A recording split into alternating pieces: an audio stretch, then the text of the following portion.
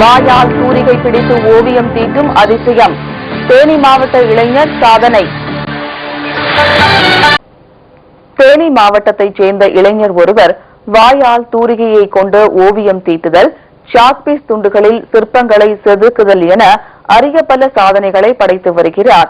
காலங்களில் வசந்தம் தனிச்சிறப்பு பெற்றிருப்பதைப் போல் கலைகளில் ஓவியத்திற்கு தனி இடம் உண்டு. ஓவியம், சிற்பம் ஆகிய கலைகளில் அரிதாக வெகு சிலர் மட்டுமே திறமை பெற்றிருப்பதால் இக்கலைகளுக்கு இணையாக அவர்களும் போற்றப்படுகின்றனர். தேனி மாவட்டம் ராயப்பட்டியைச் சேர்ந்த சித்தேந்திரன் என்ற பட்டதாரி இளைஞர் சிறு வயது முதலே ஓவிய கலை மீது தீராத தாகம் கொண்டவர்.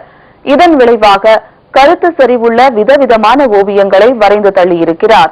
ஒரு சவாலான சூழ்நிலைக்கு மத்தியில் ஓவியம் வரைவதை இவர் நோக்கமாக கொண்டிருக்கிறார்.